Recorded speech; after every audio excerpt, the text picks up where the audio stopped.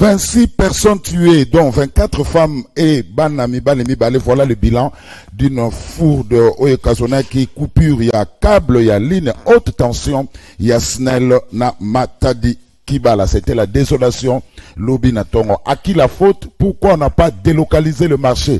Matadi Kibala, tentative de réponse na émission. Il y a les lots. Le détournement devenu monnaie courante en République démocratique du Congo. Mbongo, Oyo, il y a trésor public et pour qu'il y a des fois a pris une destination inconnue. Qui est à la base de ces détournements?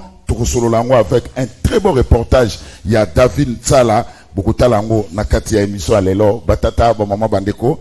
Toza jeudi 3 février 2022.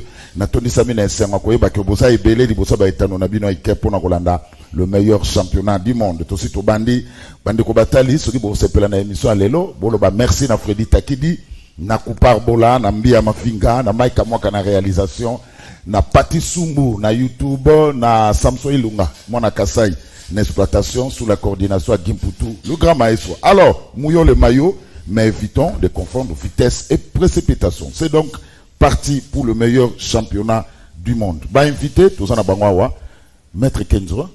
Maître David Enzo Talaja. Voilà, pour la première fois, dans le meilleur championnat du monde, diaspora. Yazawana, bango ba soutenir Félix Antoine Tshilombo Tshisekedi. Tout à fait. Président de la République, résident à Paris. Absolument. Bolanda Abison à Paris, Robita, Mozana séjour, Nagitsa Sobinde Kojil, il faut aller dans le meilleur championnat du monde. Boye Imalam. Merci beaucoup, Ndeko Zulu. Micro, qui merci beaucoup de voilà. L'invitation au Pessingaï. Oui. Et premièrement, nous avons présenté ma condoléance d'Angaï. Na mabota au union so ils allaient éprouver. Oui. Suite il y a incident macabre au comédie bande konabiso hier. Na niveau Matadi Kibala, vraiment je m'incline devant bateau union so bakoufi et je rends un hommage sincère et digne na endroit na bango et j'en remercie également le président de la République, la sensibilité, la compassion envers le peuple congolais. Il y a qu'à se déplacer, à se sentir congolais, à kende, à compatir na bandekouana et puis à décréter nzela solution pour nous en charge obsèque bandekouana. Merci. Et je crois que tout au long de l'émission nous souligner la responsabilité.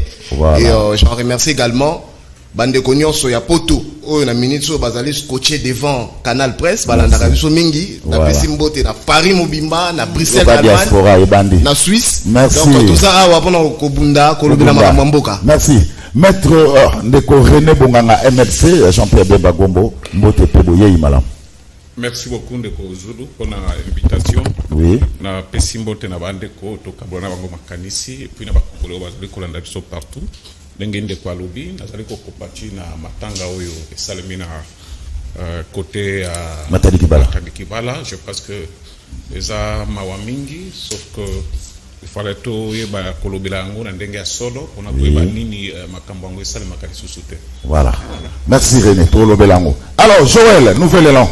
Boni. Ndeko Zulu merci. Na bandi ndenge bandeko balobi tozali na matanga parce que awa tozali na 26 ménages. Ils allaient en deuil, tous en Congo Mobimba ils allaient en deuil, tous allaient na 26 ménages où ils allaient affamés actuellement parce que contexte social na biso tous allaient na on a regardé ça ils allaient kotali salolenge nini ba boti na biso mingi ba maman lolenge nini bazali ko bunda pour na permettre à tali bota yo ko zo mandunda na pokwa. Donc ils allaient événement moko ils allaient tragique où tous allaient pe ko déplorer pour na ko insister ko lobaete et sengeli na population azalate et pas y a puis conduite il y a ba câble à haute charge électrique parce qu'ils allaient dangereuse na bandi na mikili a poto ndeko nanga outi Paris les ala kana ba règlement établi les ala même na ba dimension pas y a puis banda ko koki ko zalate donc na bandi pe na RDC wa ndenge tozali ko lobela sujet ngo mobeko à travers arrêté interministériel numéro 0021 où ils ala qui signé na 1993 les ali ko réglementer loko wana été et sengeli na population azala musika donc tous ali ko insister parce que wana les ali bongo responsabilité à l'état à travers ba ministère parce que tout le monde y a ils na ba ministre ebele ba poni na bango ko sala musala ou ba nommer bango te bazali ko spolier mabele à peuple donc l'état azali responsable bongo to bengi ete justice et quoi ko se saisir na likambwana pour établir bongo voilà to kozongela ngo tout au long de l'émission parce que tout le monde a c'est il y a pas singa snell batu bazoteka lokola matadi kibala batu batonga bandaku donc vraiment oyo snell aboya mais tellement que nous sommes détêtus et voilà maintenant parce que le chef de l'État avait donné même alors même va délocaliser marché à matadi kibala tellement qu'en République démocratique du Congo on n'anticipe pas et voilà c'est que le pire qu'on craignait est arrivé. Il y a beaucoup d'endroits où il faut délocaliser. Dans le bagango, et nous avons l'aérodrome Mandolo, il faut délocaliser. Parce que si vous quittez Wana, vous avez les gars qui vous pour Wana, vous avez raté. En tout cas, histoire type Kai Gosonga. Apo Ipan, Mote. Mote Ndeko Zulu, Mote Nabalandi Nyonso.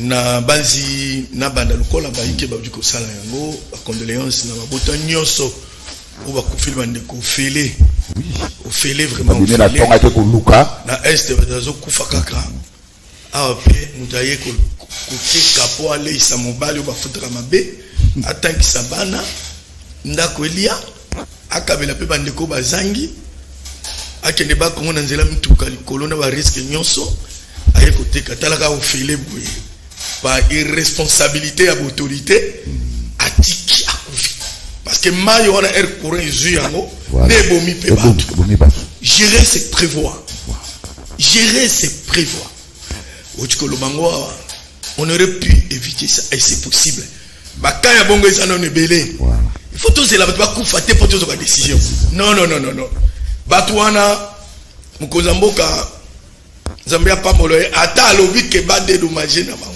bazo obsèque en charge basi bakei kufi voilà liwa muto abela kufa mais liwa o fele boye eza passe merci apo avant to kota na émission apo ipanoye babi pa ba poti o buzoba ba poti o pena buzoba en quelques minutes na peso maloba merci Ndeko Zulu yango tini pena ya émission lelo nakosenga na bande konanga ba pantisango mabandi oyo ebimika na musalo libandi omoni oyo nazo mwe na 25 ans d'expérience ya musala en journalisme na côté RTC tali bakata soki na mutu na osenga bande konanga ero sala musala atatu zoko lukambo po passer ça mais moi bosolo ça na sala émission moko na 2020 ça fait 2 ans ngana ndeko na ngai bosembe leki na nga bosembe émission wana na kati na yango na lobaki kite moi mon solo ike ebungi na Sonas 2020 nazoki yango wapi nazoki information na ba syndicaliste o ba na ba document pour koya ko funda na chef 2020 na kamwe na 2022 na 2020 on sala émission na zalaka numéro 1 Sonas na basi mama kitote nasi kito ezaki papa ko foyo te na ko chiter nango ezaki mama kito bien nasi un syndical obe mubulu do syndicaliste on ko sala période wana yango wana ndeko na ngai mais na kamwe na 2022 ndeko moko mutema mabe na bitesho ga zanani atako visenga toi discréter inspection de finances toi attaquer ndeko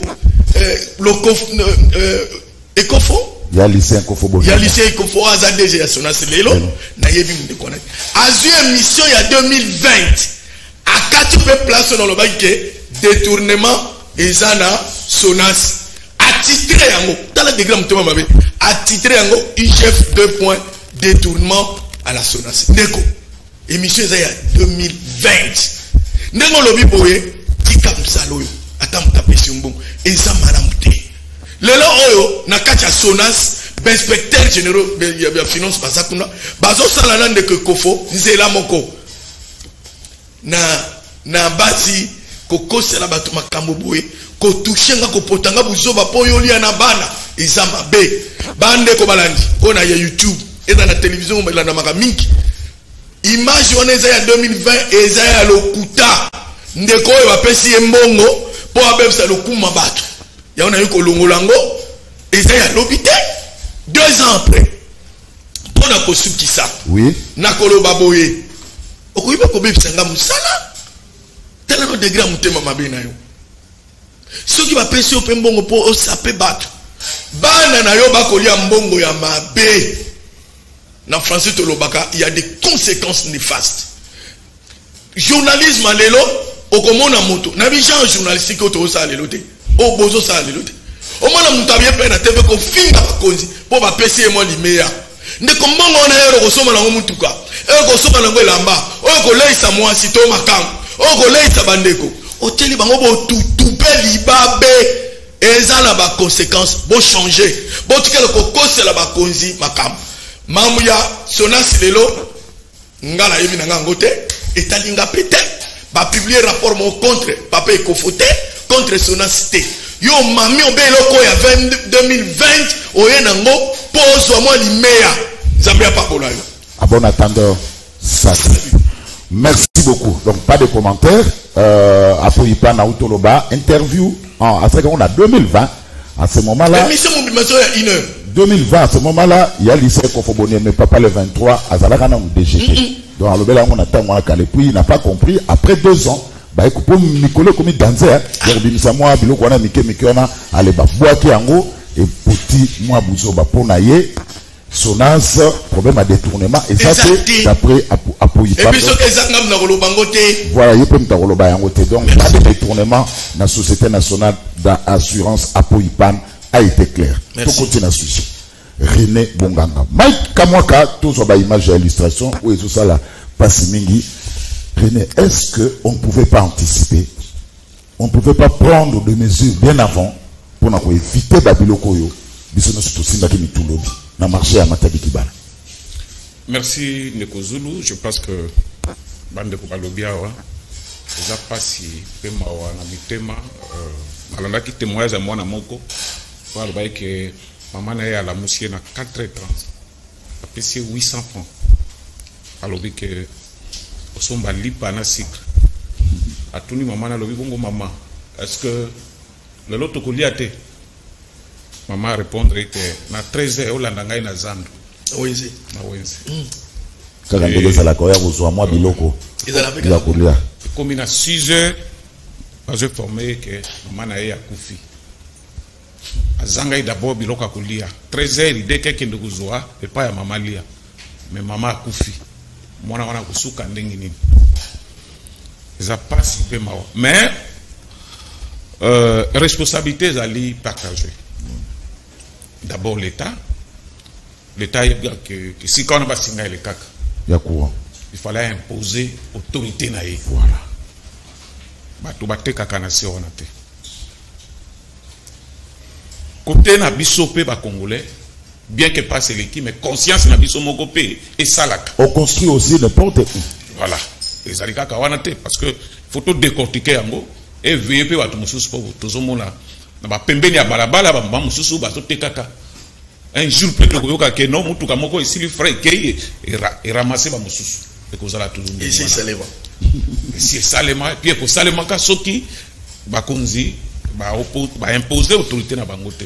Donc ce qu'il faut faire, la loi c'est la loi ata ezala passe bengeni bien que na mboka na biso l'état pe a sataka mo ba faiblesse moko bo omoni majorité basalaka te. Mais soka lobi ke a bengana bango na bisiko basalaka conseil pe sala bo basalaka te bafuta makate soki na bengani bango bakusuka ndenge nini quelque part et cela fait que l'état zonga sima yango wana. Mais non, tala le ndenge salemi responsable numéro 1 ezali d'abord l'état pour na bamboka mususu tutambulaka esika oyo basinga kura eleki jamais okomona batu na se et puis okomona mo ba bakupesa mo ba distance moko bo bakalikuler ata singi katani et keibo me ezwa batu te mais awo ezande ngona te. Donc l'état a sa responsabilité na ye côté na biso ezala ba maman na biso bandeko na biso bien que passe ezali mais soki olingo teka luka esiko koko teka que danger moko ezala te okandisa est-ce que awa mituka soki eleki awa soki esali accident ekokoma esika ngai nazali est-ce que place oyo nazali risque nini ezali awa ezali na se ya immeuble ezali na se ya singa eza bona je pense que conscience na biso nyonso bakongolais esala pour tout ebandenge ni tout donc et surtout l'état azo ba responsabilité na ezali kate que bato bakufi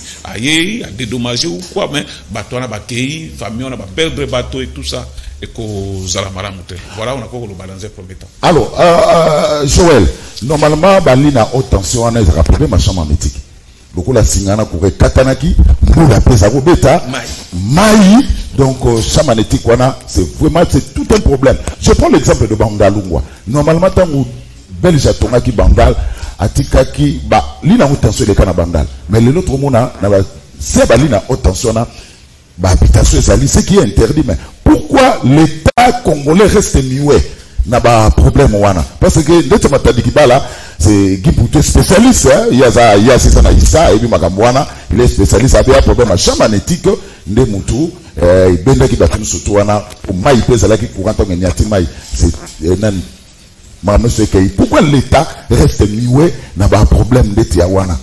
Merci Ndeko Zulu.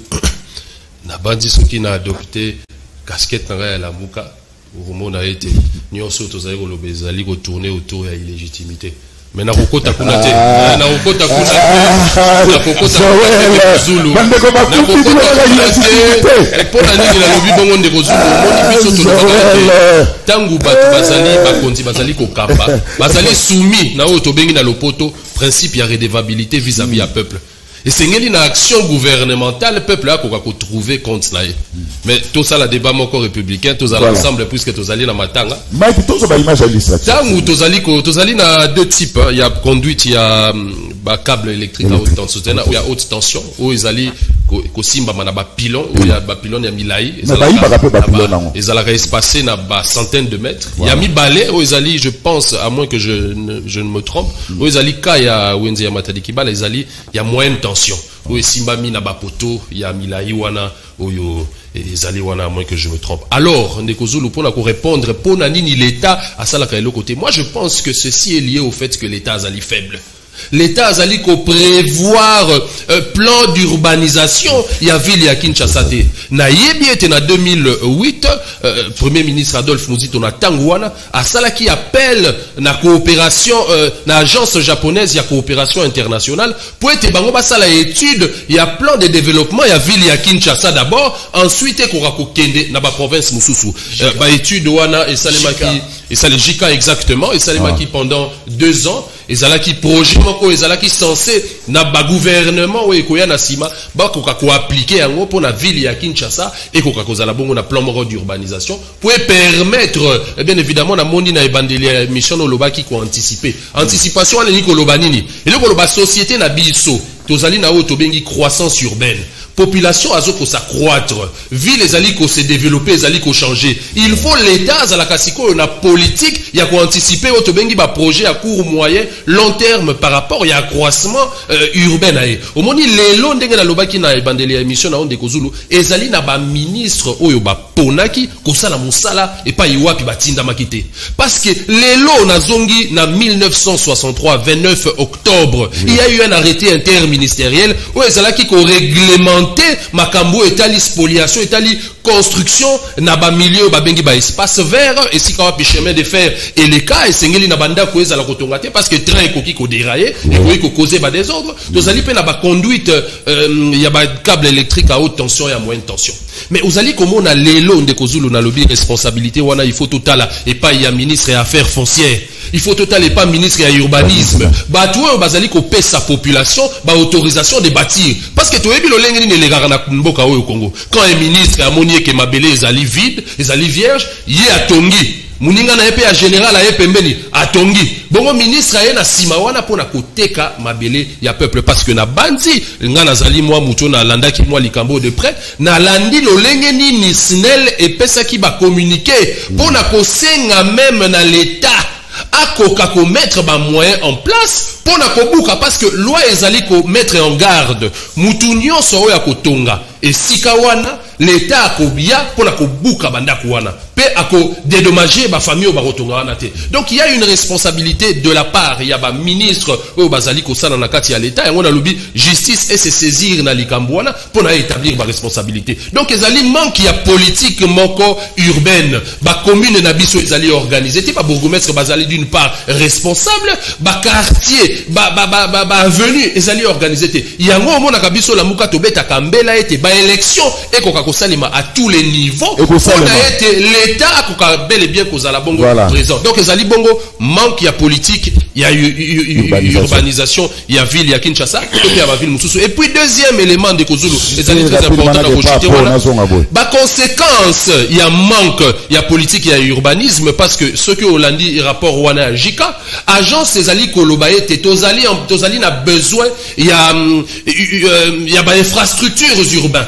Alors ndeko Zulu na émission na yo na talisaka ete lelo mboka na biso poto zala bongo mboka moko prospère ndeko nanga uti poto akoyeba ete ba province ba ville ezali bongo relié par des routes biso na mboka na biso pona ko relier ba province pona désengorgement ya ville ya Kinshasa eko kwa kozala il faut l'état wa kotonga banzela bongo tozali na besoin ya 50 000 km de route o ezali ko représenter enveloppe ya au moins 50 milliards de dollars bongo komona mama o ya uti parce que ndeko Zulu ezali importer ezali social maman oyo auti maluku alingia ya koteka ndunda na ye na marché central tant oyo akocha na transport pour akoka kokoma tina marché central bongo écouler marchandise na ye okomona ete azali buté na ba difficulté ebele azali buté na problème ya transport azali buté na problème ya embouteillage azali buté na problème ya mobilité train sala ka lisusu te yango ezo sala ke tango aye koteka na wenze azali lisusu na te à côté kate parce que batu misusu bateki ya yereta voilà pourquoi bazali ko ya ko fanda ko se concentrer na centre ya ville parce que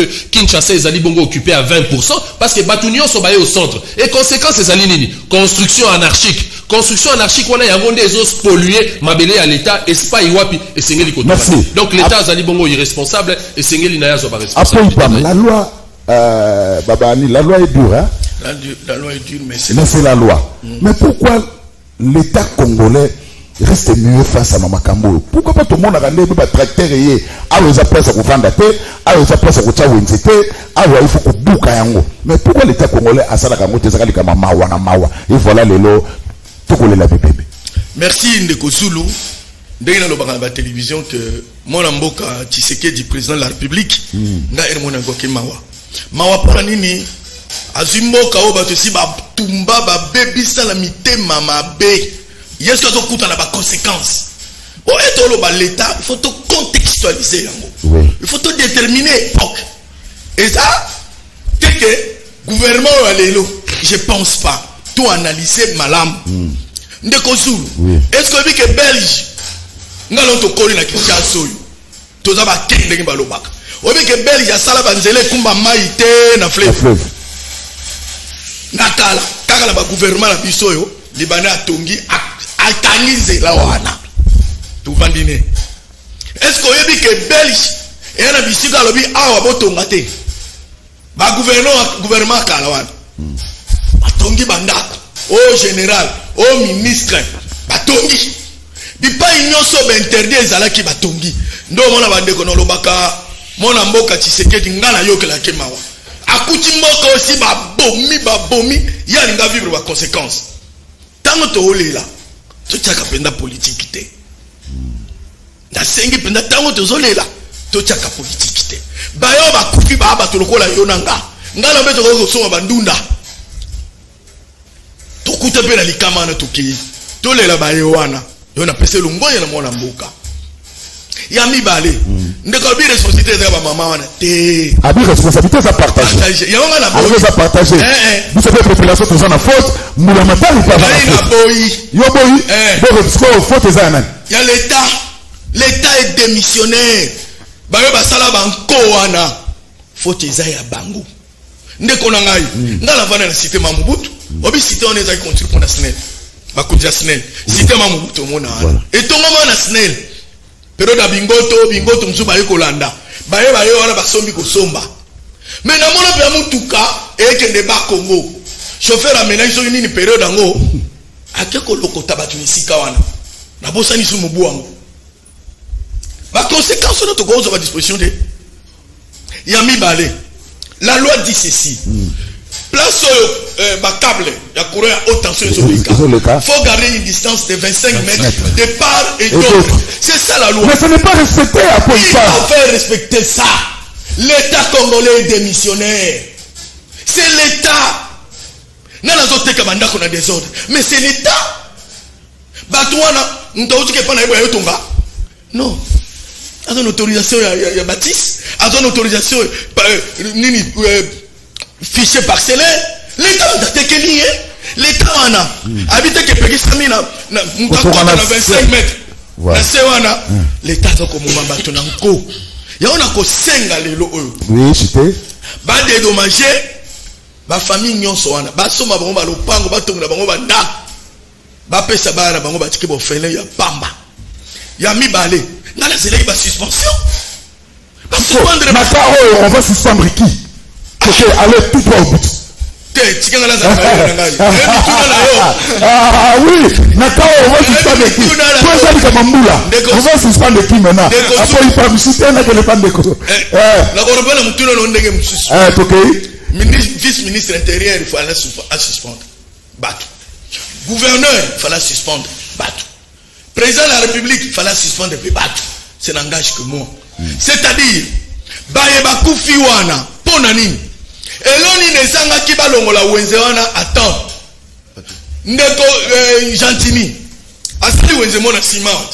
Kala Nanzela na Simao. Est-ce que tu vas y aller?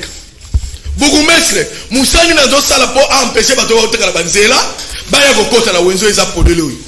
Nakabinda, Wenzeza, Polele.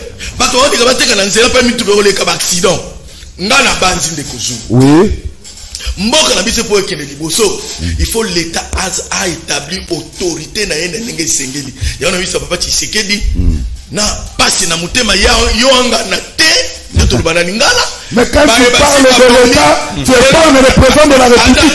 Attendez. Laissez-moi parler. Oui. Ndeko Soul. Oui. Tango bato bakanga banzelo mayele kaka Tshisekedi azali président. D'essence na oluba. Merci à Paul Ipan. Na que le côté. Nazako yoka président mawa. Mais oza mobali. Eza tourne ya kokamba. Pesa ndingisa. Na mona koi. Babuka bandako eza na se ba courant wana. Babuka bandako ti meuble o ekangi biso nzelele kaka, mayele kaka. Balongola ba mama nyonso ba oteka la banzela. Nabiko bato ko lobeza musala président oza la raison. Mais tant oza ko koya boye bakumutala. Na babaro eza na nzela. Babaro eza na nzela ko mena kopo. Mulango moko kuto to ya moto, to ya mutuka, to ya taxi et aussi sa course. Merci à Paul Ipan. Donc nous avons responsabilité, l'État a sa responsabilité. C'est le moment. C'est le moment. Voilà. Maître David Talaja manque l'autorité de l'État et voilà maintenant la conséquence. On a perdu ma compatriote la marchande Matadi Kibala. Matadi Kibala c'est dans la commune de Mongafula. Ouais. Oui. Mongafula. Alors, manque l'autorité à l'État. Merci beaucoup Ndeko Zulu. Nako senga fomo pesanga mwangonga. Peut-être rapidement la diffuser. Alors voilà. Nasa ko constater, je pense que ngana otokoma. Toujours Rolanda na musika. Je vois que la jeunesse montante baza ko s'impliquer na politique, c'est bien. Mais tout ça, on a ndenge longo bani, ndenga propre. Oui. Ndenga ya intelligence et non ndenga loisir ou bien na ba populisme. Na makambo etali ba via batu. Na makambo etali makila ba yaka na sentiment ba discours politique. Mais si l'État avait pris des précautions, je pas sentiment ba discours. Là, na ça qu'on s'adresser na ndeko na ngai côté kuna donc les principes à redevabilité.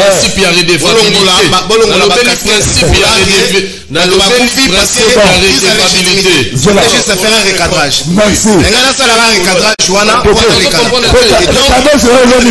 Recadrage balongola na makambo etali drame.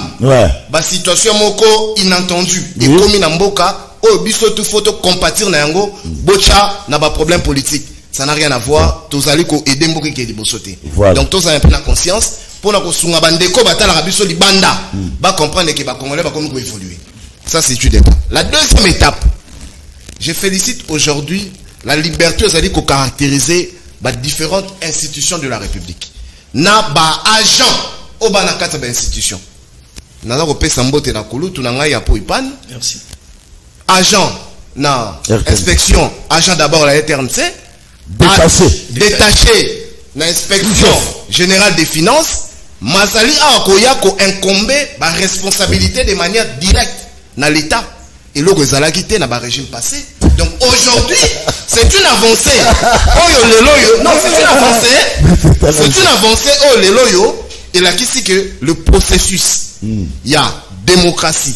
Le processus, il y a état de droit, et petit batou, liberté d'opinion, liberté de penser à quoi mettre ma vie. Na koti maintenant na Mozindo. Bosa Koloba Awa, bien évidemment, nous constatons la faiblesse de l'autorité de l'État. Mais il faudrait ici qu'on répartir la responsabilité étatique à chaque niveau. L'État, c'est un corps. Nous avons des institutions. Na makambo et komi na matadiki bala. On ne peut pas parler de manière globale l'État. L'État, c'est le président de la République. Bon, s'il vous plaît,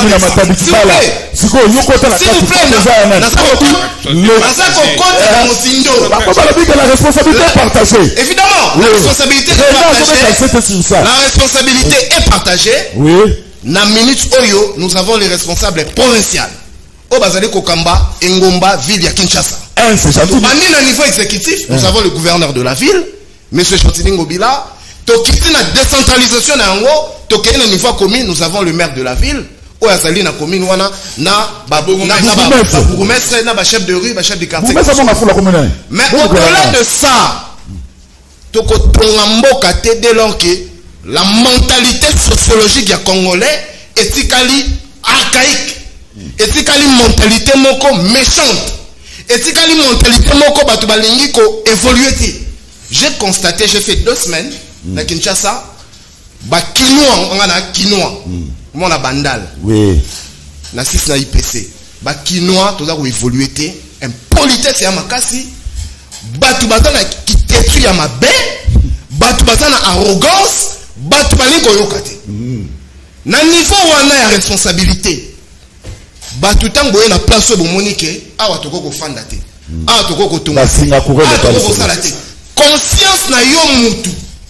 Avant l'État, avant maire de la ville, avant chef du quartier, avant la SNEL, et ça l'a communiqué. Conscience na yo mutu osali. Et population azad. Population.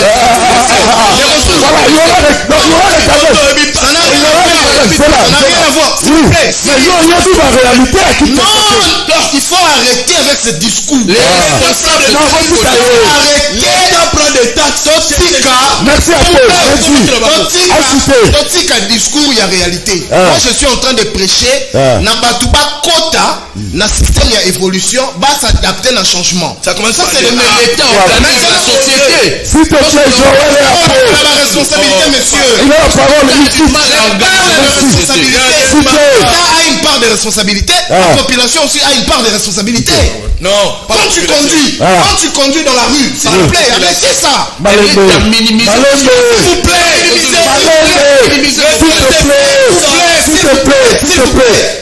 S'il vous plaît. C'est là rapport au sein de la ceinture de sécurité.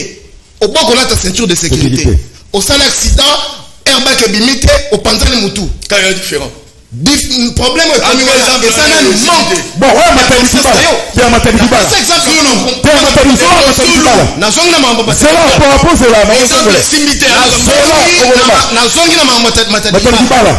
La population a une part de responsabilité. Mais le niveau maintenant à l'État. Le niveau à l'État. Monsieur le gouverneur de la ville, je pense que Touzalina, ministre et aménagement des territoires provincial. Je pense. Touzalina, ministre des affaires foncières. Je pense. Touzalina, ministre d'habitat. Urbanisme et habitat. Mais écoutez, la ville, il faut ça. S'il vous plaît, la ville, il faut ça un programme, il y a perspective. Comment on aménager, comment on construit ville. Merci, par là. Non, je pense qu'ici, il faudrait de manière automatique qu'il y ait un déclenchement d'une poursuite judiciaire.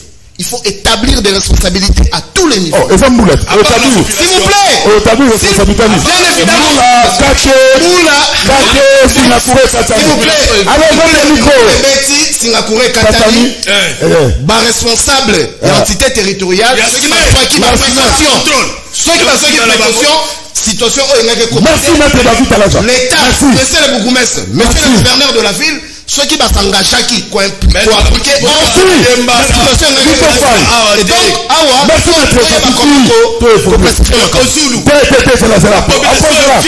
après cela Nico Faye non c'est la maloba zéro Maloba pour Zalakal Nico typiquement Nico bien voilà. D'abord, on a pu beauté, bienvenue. Merci beaucoup. À quoi combien de jours? Rapidement. Merci pour le peuple Oyangaï. 697 jours. On a un mandat ici. Nico Faye. Lelo na seni. Lelo koyite. Oui. Banjan seni moko. Bana 10 mois il y a un paiement. Élection elle coûte plus ou moins $1 milliard. Oui. Lelo toi na 4e exercice budgétaire. Oui. Ba dirigeant. Balo bana peuple misolo ni basi babombeli déjà seni misolo à part ba aspect administratif loi sur la répartition des sièges réalité merci moins de 2 ans mais élection il faut et salement toalina 705 jours banda baloba na biso covid et 295 jours banda Michel Akoma le gouvernement na Congo Kinshasa. Merci. Mais Zela, mais là on a moni bas spaghetti à Kambalasi. Oh ya non. Alors Nico Faye Tosonga, c'est quand on va matadi kibala. Voilà bomba. Alors, makama matadi kibala, la faute c'est à la SNEL, la faute c'est à la population ou bien manque d'autorité de l'État. D'abord, il faut contredire et loko na kokota no kaki ba lobi OK, mais gestion et ali na sonasté. Non, ce n'est pas ça le débat. Non, là, je ne te le permets pas. Non, il y avait une bêtise contre moi. Il avait, avec ça, la droit de réponse. Dans l'obité qu'il y a pas. Avec ça, la droit de réponse. Non, après, ça ne suscite même pas un débat. Ça ne suscite même pas un débat. C'est mal le maître. Non, je fais pas un débat. C'est mal le modérateur. Avec ça, la droit de réponse, ça ne suscite pas un débat. Matadi Kibala, s'il te plaît. Pour Banja à Sonas, il faut bien s'il te plaît, Matadi Kibala. Alors, responsabilité et aller dans l'État, oui, na Sonas. Parce que les lots, il faut. Na SNEL, le Sonas. SNEL, na l'État. Na l'État. Parce que les lots, Oyo, l'État a une personnalité civile distincte na Oyo ya SNEL. Responsabilité à l'État pour Anini. Parce que au Komona, tout au long, il y a des wana okuta mapango ya bato yali okuta pe bato bazali koteka bazando ceux qui paient au footy au pesi 500 000 francs au koteka et responsabilité à l'État pour na ba obana mapango bato bazu mapango wana bali na mikanda o ya l'État mikanda wana pe ba pesi yango mbongo pe parfois ebele obi le pona cause de certificat d'enregistrement. Vous pouvez compter à $5 000 pour le certificat d'enregistrement. Bien sûr. Certificat d'enregistrement. Selon les communes, Kéba. Certificat de nationalité et d'enregistrement. Pose Wango. Tu peux atteindre $5 000 américains. Et comment épargner la responsabilité Yamuto Aliko Zombongo à installer yo. Responsabilité il y a SNEL. Oui. En soi, SNEL a tellement responsabilité parce que Batebele wana baye bakuti baligno wana. Voilà. 99% incombe à l'État qui a permis que Batubavanda wana. L'autorité de l'État n'est pas seulement Renaud Bakanga Daniel Massaro 604 jours Kobocha est en prison sans que ce sort ne soit pas connu. L'autorité de l'État aimerait aussi que l'État, il faut avant de sa moto, place il y a Alingi. Moutou a qu'on s'est posé par rapport à l'État. Parce que si vous lisez le grand maître Max Weber, définit l'État comme étant une organisation politique, dotée du monopole des contraintes physiques sur un territoire donné. Figurez-vous, parce que l'État vit jour dans le 16e, 17e siècle. Avant l'État, c'était la jungle. On a compris que non, on ne peut pas rester comme ça, on a institué l'État. Et cela ne suffisait pas, il fallait doter de l'État des instruments de dissuasion. La police, l'armée, les services de renseignement.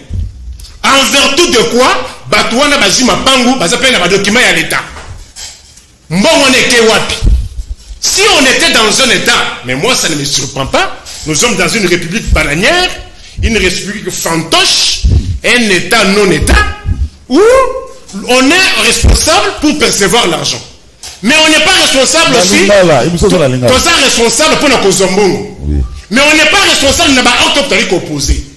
C'est malhonnête. Mais prenons le cas de marché Matadikibala. Est-ce que place marché Zali, il fallait Zalawana? Je dis ceci. Nana Lili qui marché on est Zalawana. L'État.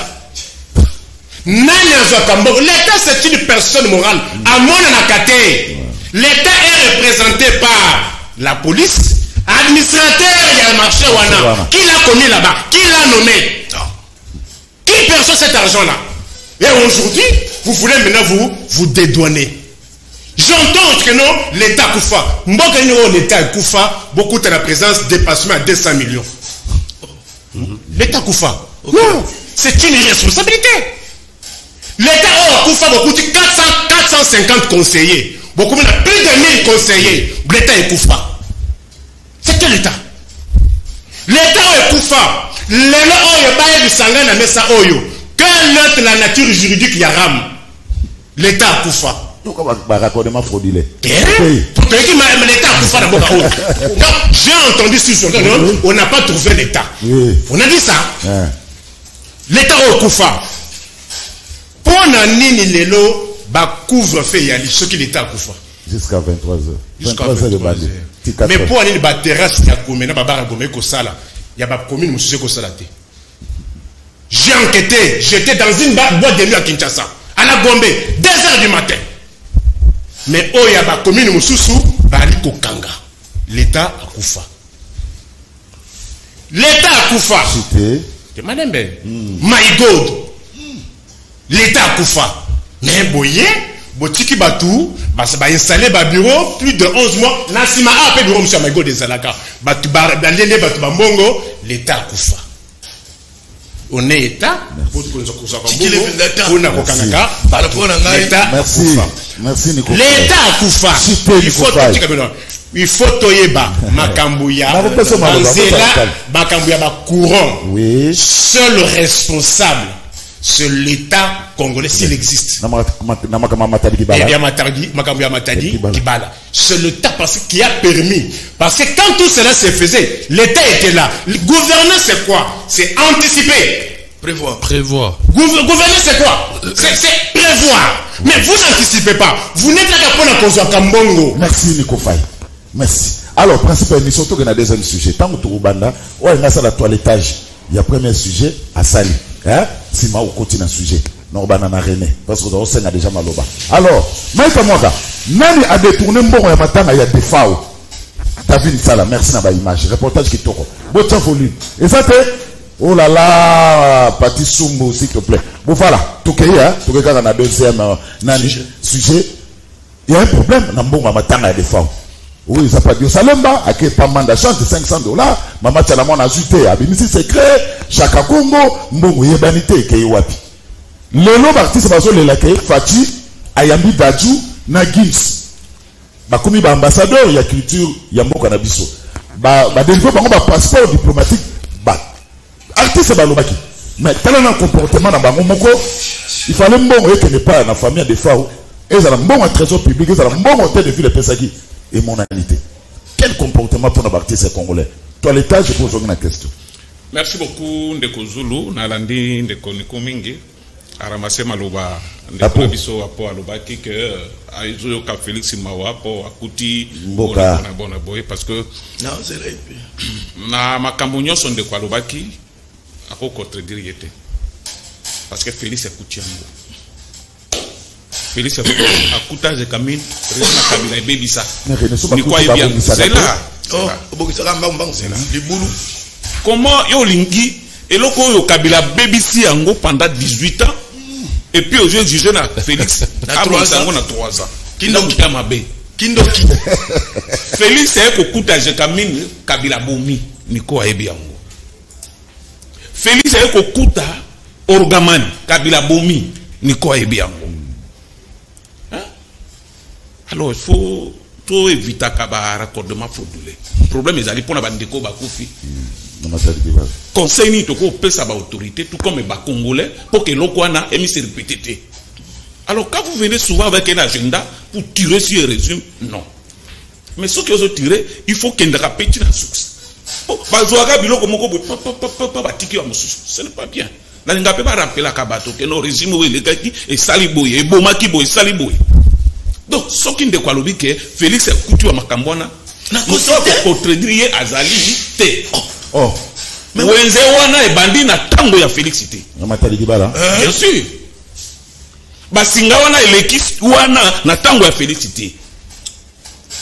Vous comprenez? Mais tango bazolo bawa, oui, c'est Félix qui représente l'État. Mais il faut pas être conséquent dans Makabo Bazakoloba. Nazongeli pe ndeko ipo alobaki wana. On décolle le bossa que moi le bangon a casquette à la mouka les alités. Oh, il allait toujours tirer sur le résumé. Mais tant qu'il y a lobby et la population les alliés l'État. Quelque part là où il se contredit, donc alingez ou casquette mogo bouillé pour tirer sur l'État. Oh, yemoko azaraki peu sceptique quand on décolle le baki. Mais il faut trouver la vérité. Pour qui maliwa? Il faut que l'État mette aussi pour qui maliwa. N'est-ce pas ça qui va baler bandia ou tout bima, va porter même pas fenêtre tout bima. Mais au bout, ça n'a pas été. Donc, conscience, il y a des gens qui sont là. Au fin du mois, il y a Singapour. À tout moment, il y a Katan. Soit Katan, il y a Koufi. Donc, pour qui, il faut que l'État. Ce qui est de que conscience, il y a des ça. Et c'est ça. Talana, on doit courir à Maï. Normal. Vous êtes à Bilokopé. On va tout balayer à Maï. Donc, il faut que l'État. Attends, l'État est en gros à Zalité pour Nabou. Conscience, il y a des gens qui sont là. Donc, je persiste que les responsabilités sont partagées. Voilà. Donc, il y a la logique. Voilà. Allez, qui a de comment on a Makambo? Il y a de force. Non, de Tonembo. De Tonembo, voilà, c'est grave. Bon, est-ce qu'on a tout le bélayango pour. Non, qui a de tout un million et tout ça, on a 25 000. Bon, je vois. Ah, non, 25 000. Voilà. Bon, de toute façon, Ali va pratiquement condamner à tous les niveaux. Et ça la 100 francs, ils ont mis les Bongo. Et là, ils ont dessiné pour les Kamboué, Basala Kona Yango. On se comprend. Mais, na ko pe mutu moko boye kaka misi alobi on ko bana biso pona ba 25 000 mais bo 14 millions pour na boye sandine pour makamona eza ko ça passe alors je pas trop de dépenser ça mais merci René ça passe fallait vraiment dans ce reportage voilà et ça la bien Kamuté Joël mais détournement na Congo c'est à tous les niveaux non mo matana il y a des femmes. D'abord, on a CPLI la technicité. Il y a Nico Faye. Il y a Négé Talisi, vraiment. Alors, on a d'accord, on a décoré parce que Zali Mawamingi, nous avons Talisi clairement, na mbongo ya matanga. Au moins, Mboka na biso tozali na crise ezali, il y a ressources humaines, la crise d'hommes. Mais mingi ezali des problèmes où il y a absence, il y a justice. Parce que tant que tu as l'État a fan d'accord sur le principe de la séparation du pouvoir. Tout ça, le pouvoir exécutif, législatif, le pouvoir judiciaire. Mais ce qui est le lengeni justice, na biso ezali ko kumbama. Yemoko justice azo subir injustice. Injustice wana euti wapi. Justice sans moyen ya ko rendre justice, ezali bongo justice moko défaillante. Tangu frais mon solo ezali ya fonctionnement ya ba institution pour na pouvoir exécutif. Pouvoir législatif, na pouvoir judiciaire. L'État, en complicité, on a dit que le pouvoir exécutif et pouvoir législatif, bazali qu'on soit 80%, il y a mon solo fonctionnement de l'institution. Bazali qu'on paie ça. Pouvoir législatif, 20%. Ndeko Zulu. Et pas Iwapi justice et Rosala Bongo dite. Nabandi réponse est Zaliwana. L'État qu'on paie sa justice mon solo. Pour justice, on a l'instrumentaliser. Akoka réellement qu'on rendre justice pour ceux qui ont commis na cas détournement à partir de l'État. Si na ba makambo matanga boye, bongo to mona batu wana ba kende réellement makala. Ba procès za la pona talisi ande kwa talisi ezali na elenge moko akangami na makala. Procès tikala ko zalate. Ba tikala ko établir ba responsabilité. Pourquoi? Parce que wana justice ezali à la même mise ya ba politique. pas la illégitimité. Bazali ko appauvrir justice pour pas asseoir pouvoir na bango et ba rendre compte na peuple té. Donc ezali mawa. Yango to sengete to kende ba élection moni tabunde ko niko fa ezali ko talisa financement ya ba élection. Azali bongo ko loba ete élection esengeli ezala même apona mi ya lolenge nini. To lingi ba élection ya qualité, ba élection e ko garantir ba partie prenante nyonso. Pe population a ko adhérer nango parce que ce qui to se basé de kozulu na rochité wana na ba statistique ya ba élection il y a 2018 au comment on a été adhésion à population la processus électoral ezala ki ya 30%.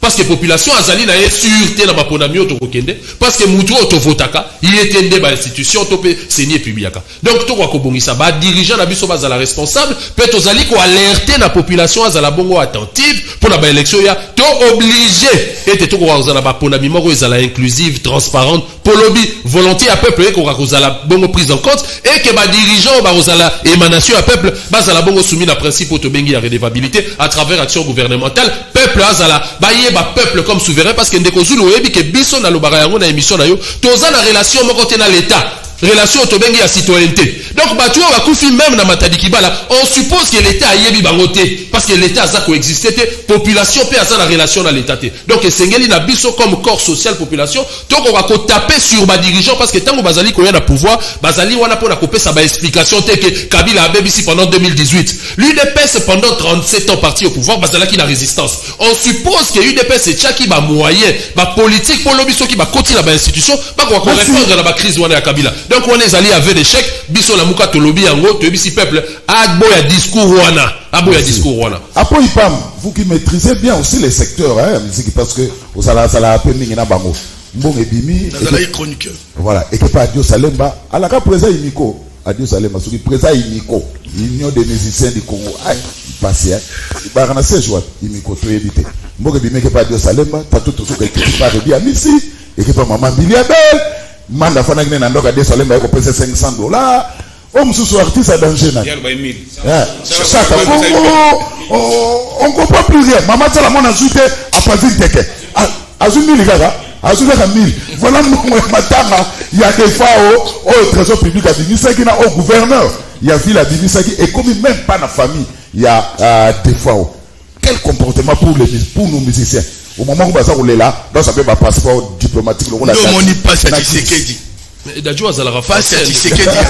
On en a parlé hier. Nako bandela si ya mwana mboka Tshisekedi yango wana. Akuti mboko miyipi batonda. Mboko soko yibito bimisoba. Mboko yo musolo leta eko kesenete na musolo na ya poche. Mboko Tshisekedi a hérité yango wana. Ata boko sa politique.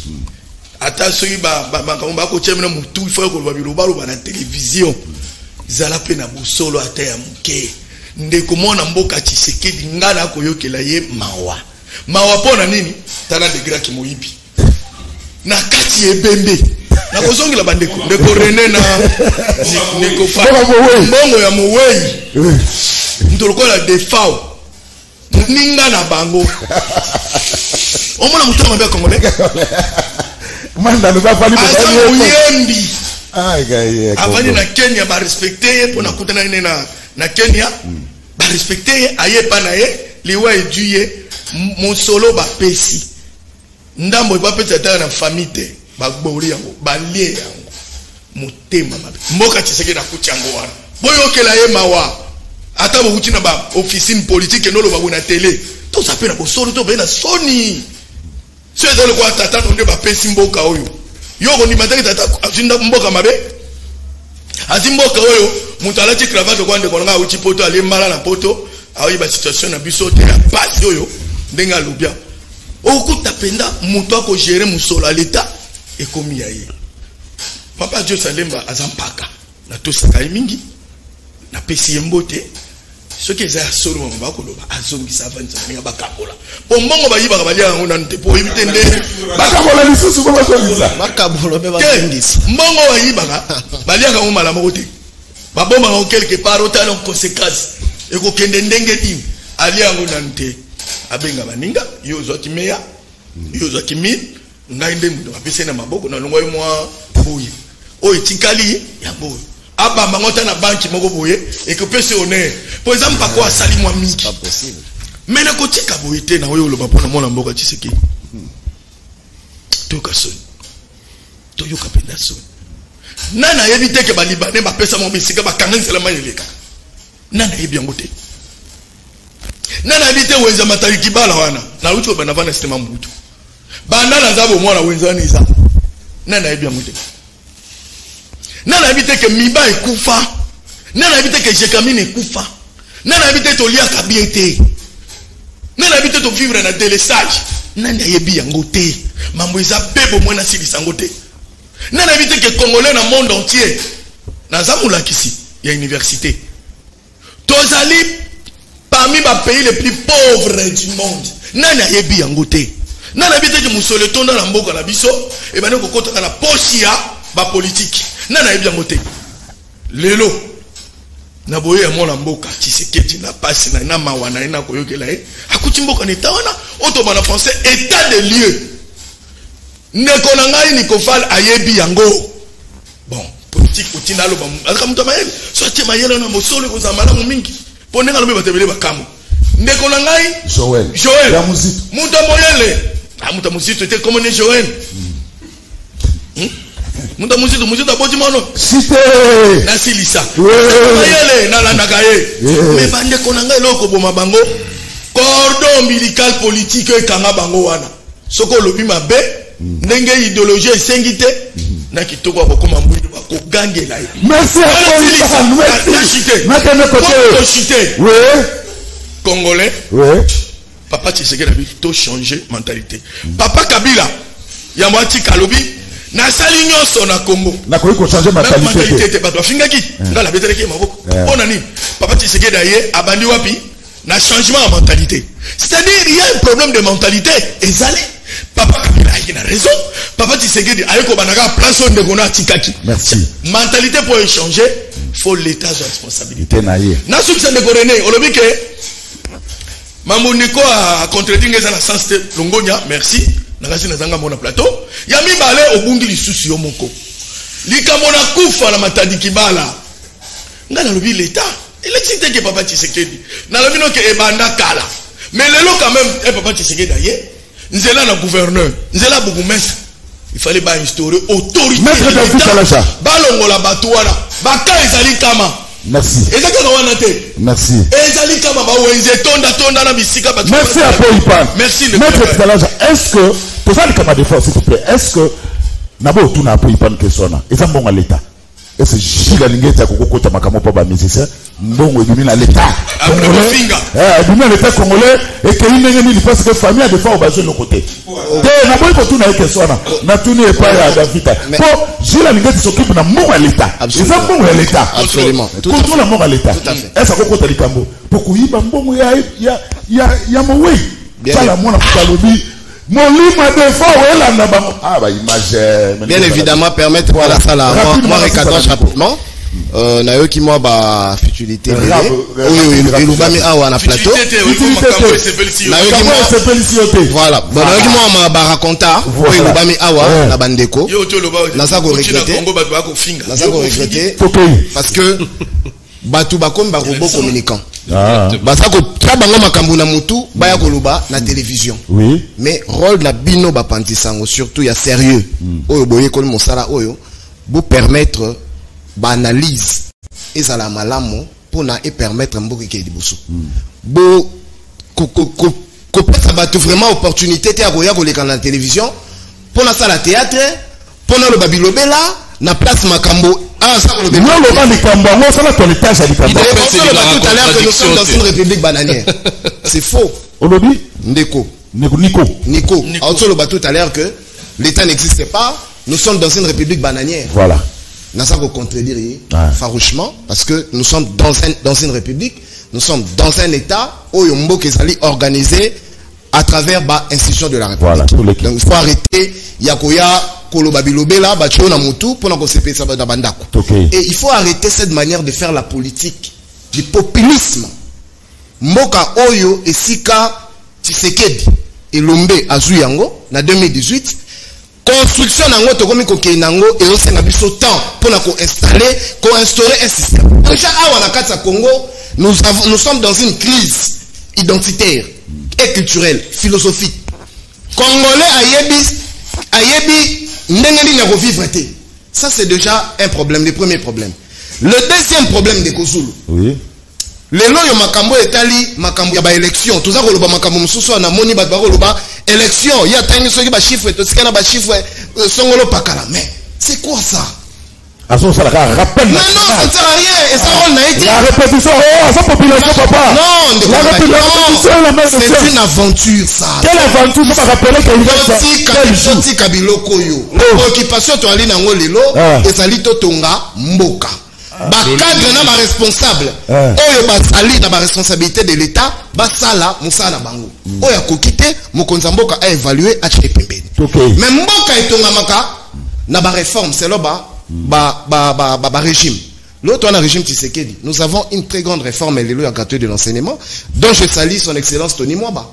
Mais réforme au gâteau de l'enseignement, oh, le est symbolique sous-secteur. Il y a enseignement. Banane, il ne faut pas jouer à bras le corps pour ne pas impulser changement. Et ça lit corps administratif. Dans le niveau inspection générale, il y a enseignement primaire. Oui. Et ça lit enseignant. Et ça lit parents parce que sous Tshisekedi, tu es impulser réforme mais les lois bananes parce qu'on combattre réforme à gâteau de l'enseignement. Congolais Yemoko. Et puis à niveau il y a inspection générale de l'enseignement primaire. Tous les inspecteurs dans l'école privée, basta qu'on combattre et la réforme, basta qu'on combattre et les ministres, basta qu'on combattre et les présidents de la République. Mais ce qu'on tourne bandekoyo mi balo ya Kabila. Oyo ba bomi ba punzi mboka oyo. Oyo Nico. Oui, Joël à la Mouka. Bato Kabila, bato 18 ans. Bangote. Joël la Mouka. Comment est Joël? Il la Mouka. Donc voilà. Le roi Yazan la Mouka, Yazali Moutou Kabila. Il faut baboya développement en Mboka. Bon. Regardez. Allez, pour que ce qu'on a question. Franchement, bande koto avancé. Et ça, il faut les contrôler. Tout à fait. Absolument. Na Kulutu Nangaya a pas au le biloko moko awa. Azali détaché à niveau inspection générale de finances. Je pense que Bazali côté il y a un tant qu'analyste. Bazali côté il y a culture, il y a fiscalité, il y a bonne gouvernance. À côté jamais qu'on approuver ok Dieu Salema ayo Salema bandeko bazwa mbongo wana abimisa bakabolaka na malema. Mbongo loko le bungi, il faut établir les responsabilités. S'il vous plaît. Le ministère de la Culture et Sali s'occuper na mambo mission d'une partie. Oui. Corporation ou Sali organisation matanga faut pas convoquer. Il faut qu'on mette du sérieux dans ces pays. Oui. Bateau yo ba yibi mbongo wana. Matanga de fort. S'il vous plaît, il y a pas de grands vols et de petits vols. Moyibi et ali moyibi. Bateau ba yibi mbongo wana. Procureur général de la République a déclenché une poursuite. Bon, entendre Baba Kangabango. Makamboko qui était le roi de la match à Vita Imana a Tchebi a raté. Non! C'est du vol. Et culture, wana yongano moni, et ça ko freiner Mboka et développer. Voilà. Dans sa région de Tanga Rolobake, Mokonza Mboka, quand le président de la République a Rolobake, non, Nasa n'a pas si à décoller. C'est d'abord sur le plan philosophique et mentalité. Merci. Il y a une photo bunda. Il faut que bunda biso bilenge. To bunda à travers le régime oyo. Oui. Oyo pesi liberté na batu. Mais yo to bunda ya ko fanda liberté. Mais bien évidemment tu as yango. Ah, oui libéra. Oui. Donc 2 secondes. On a constaté un amalgame après le 24 janvier 2022. Pour le bilan. Batu pour la première fois dans Mokili. Basako, ça la bilan chef de l'État na 3 ans. Mais c'est grave. Mais on court derrière le temps. Un mandat ça à 5 ans. Bilan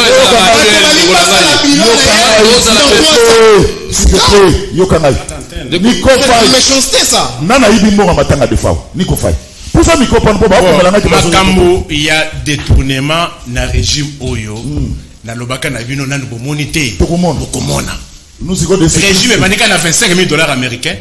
Plus de 420 millions de dollars au Bakuta et Kenda Wapi. 100 jours. 100 jours et Kenda Wapi. Chile.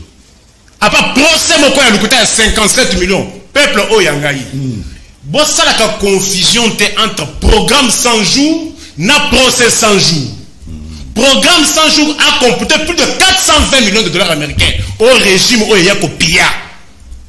Bah, quand ça peut me procès, à 57 millions.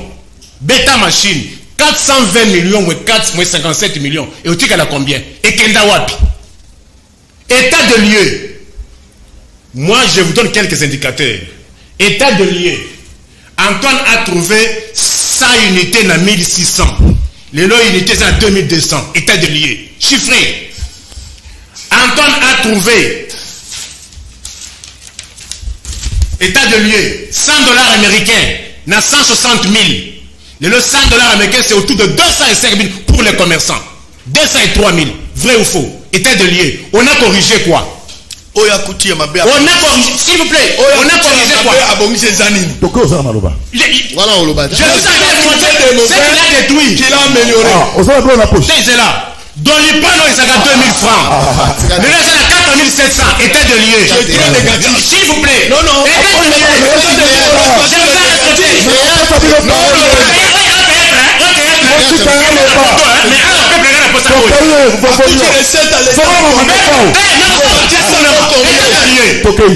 Ils ont fait Balingi pour détourner la population d'attention à Bango. Écoutez,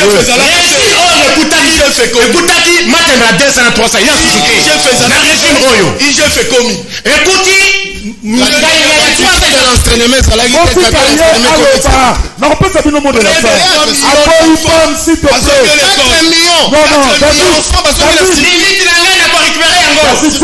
je suis jaloux de mes minutes. Tu peux récupérer. Appose-la. Régime Oyo. Détournement mon défense. Comment? État de lieu. Voilà. Régime Oyo. Oh là là. Non. Peuple Balikokima. État de lieu. État de lieu. Régime Oyo. C'est gratuit de l'enseignement.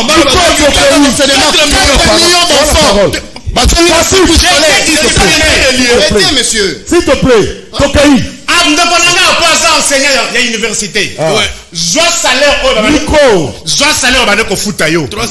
Vous dites toi Matisse. C'est là, en 2018. Na oya lelo. Et un dingue moko na dollar.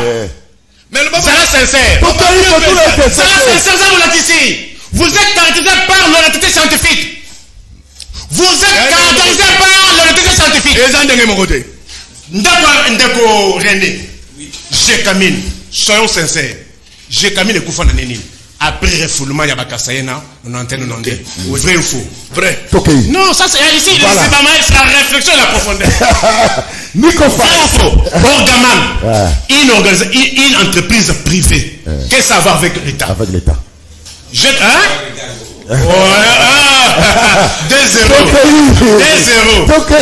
2-0. Cité. Détournement dans le régime Oyo. Mbonga Matanga. Matanga trop comme ceux qui basent 15 millions dans le rétro-commission. Dans le niveau Yabango. Ceux qui basent 14 millions et qui Mbujimai. Baki ne kotonga ba pyramide. Peuple Oyo Mbujimai wana. Bati ndele mbo batonga ba pyramide. Sans que le gouvernement provincial ne soit au courant. Sans que l'Assemblée provinciale ne soit au courant. Quant à la présidence de la République. L'État au WAP, ce n'est pas une république fantoche.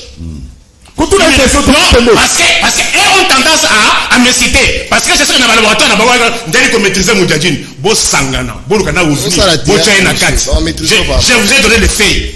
Pyramide, c'est en vertu de quelle disposition? Gouvernement provincial est évité. Assemblée provinciale est évité. Dites-moi, c'est en vertu de quelle disposition? Évoluons. Cité. Ce qui est là, les musiciens, les moniques non, les millions, et ils kende kuna. Stade Tata Raphaël, kende kuna. Il faut officiellement le 18 août. Le autre, on a mois de février. Il n'y a rien qui ni les apna. Mon matin, il y a organisation en francophonie. Oui, il y a combien de mois d'impayement? Mais bah suspendre le numéro 1, non? On a suspendu. Bien sûr. Mon raisongi. Mais bah si mon raisongi, on va remplacer. Oui, commission. Commission est utile. Du 25 du mois passé jusqu'au 4, commission, il y a francophonie, qui a. Parce que Bolini populisme, Boboyou connaît comme ça la tête. Donc, les musiciens vont moniter des tournois à partir. Présidence dépassée par les détournements. Le gouvernement, Bambisi à 16 plus au Banobeka, et au Banobeki. Le niveau de Bangopé. Occasion est monnaie. Je n'encourage pas. Mais on dit tel père, tel fils. Merci Nico. Qui est le fils? J'ai dit tel père qui est le père, qui est le fils. J'ai dit. Mais ce sont les institutions. Non, présidence, gouvernement, parlement, 27 millions qui ont 57 millions pour la chambre de la présidence. Mais ceux qui peuvent occasion moyen d'avoir c'est pas ça. Mais je n'encourage pas. Mais Balandika Lokolo Yaba Tata. Merci Nico Faye. Alors, émission Sili. Bidon message. Et ça va un message. Au moment où Maïka Mwaka. Une minute. 45 secondes. Bidon message. 45 secondes. René Bouman. 45 secondes. Pour la conclusion. 45 secondes. Parce que ma détournement, Azo Bandango et Bandisiko, non. Je pense que nous avons des témoignages au conseil spécial à Kabila, chaque année, 15 milliards. Et puis, au but que responsabilité à Snell Oyo, les gens la moto à régime Nabango, 32 millions. 32 millions et Yaga qui va déplacer, ma bonne non, va tirer quelque part. Régime Nabango est lié, vous allez pas ça. Ayebi, on soutenant. Bakabola, quand on est la musicien à Kaboli, quand on est Bango à Kende, Ayebi Bantango, on va défendre Bango les lois. Donc, ceux qui va réussir à déplacer Bango non, va Kende, Bango régime Nabango, il y a 32 millions de dollars. Et où t'as pas ça sous, et quoi qu'il pas à un certain directeur à cabinet, il y a moto, il y a le soutenir. Donc, quelque part, donc,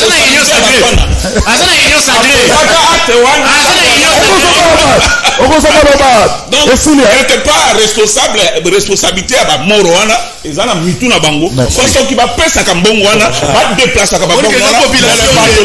La population vient il faut aller par le cas. Merci, 45 secondes de coquille. Joël, 45 secondes. Merci. Après, aussi, ça n'a merci à base, on a pour répondre à Ndegonanga, il faut la volonté politique et un changement, ils allaient possible.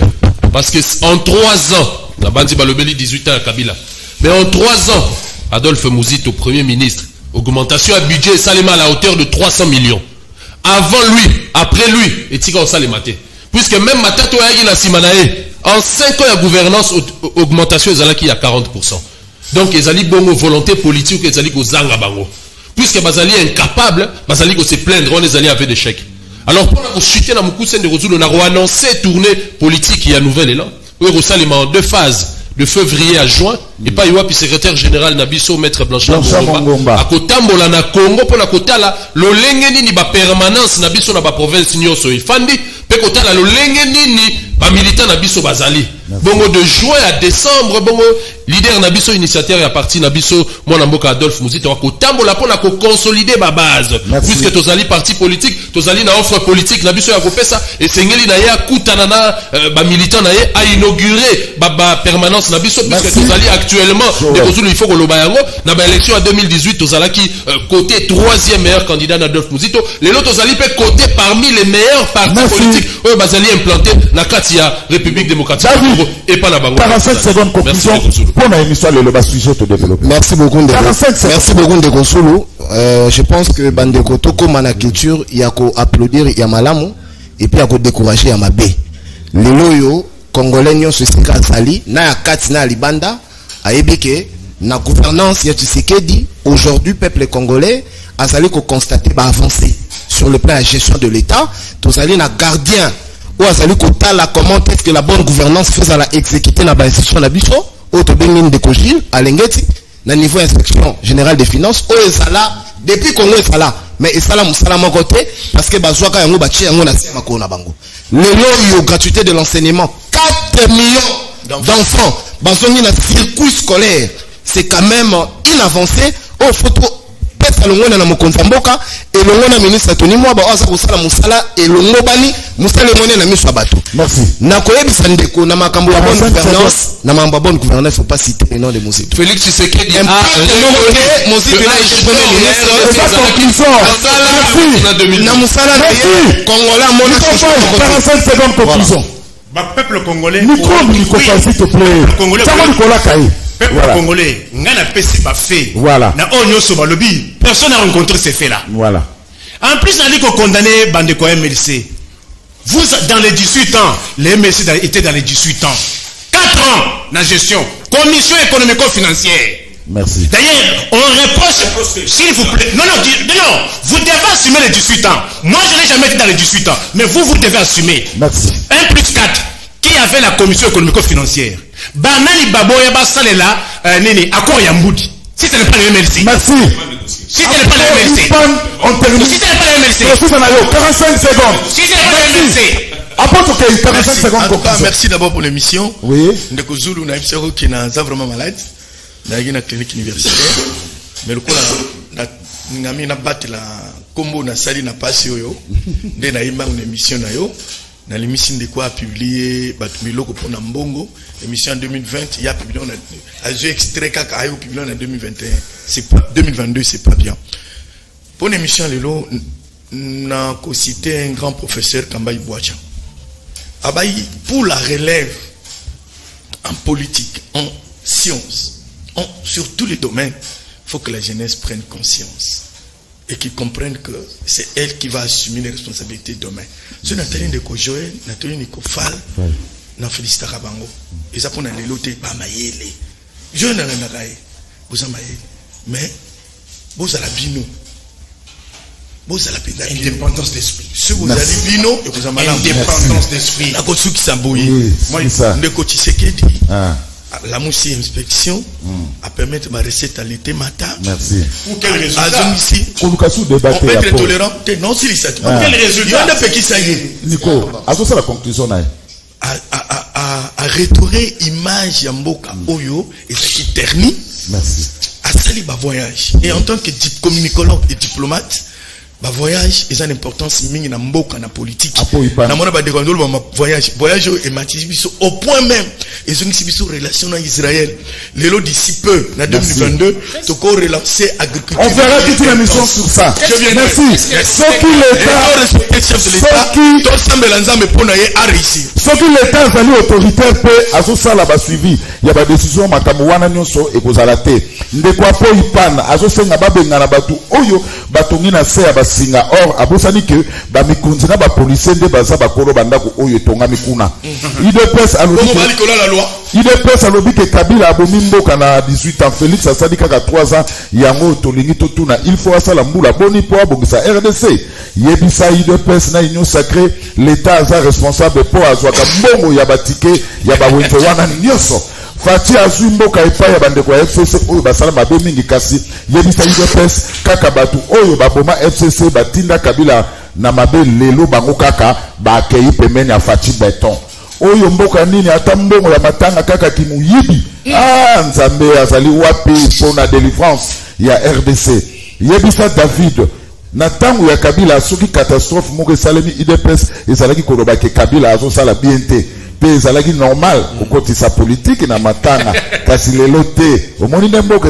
makabe bongwani soki Colonel Lili abenganaki bato na Matadi Kibala okomona soki akei capitaine moko azongisi bango po yepa lia ozomona biloko yango ndeko apo atika koyokela Fati Mawa ezali ba responsabilité na ye lokola mokonzi ya mboka il doit assumer na wenze wana major lelo colonel Lili abenganaka bato alemba kobengana bato omoni lelo bapesi ye raison kutu babwakelaka ye mbasu ndenga za kobengana bato na marché ya Matadi Kibala azwaka mbasu lelo la police ne bazali na base ya désordre oyo ezali na bawenze po kaka bazwa bambongo partout bazoteka tina nzela na tangu ya ba gendarmerie biloko oyo ezalaka te tozali na pasi vraiment pour na likama ya Matadi Kibala bato oyo bakufi ambulance ezali te bazali komema bango na babisi 207 ezali pasi ata mutu akufi kasi nzoto na ye esengeli ezwa ata lokumu ya suka soki likama esalemi te mbongo ebimaka te pe suivre esalemaka te bazelaka nanu mbongo ebima. Merci Nico, merci David, merci René, merci Joël. Après Ifan, merci. Merci. N'empêche Sabino numéro Moko 085 27 77 966. 085 27 77 966. Soko Benyango. Okobima kitoko lokola ndeko Zulu Bichilix mode fifi bashala na banda. Tokutani lobi.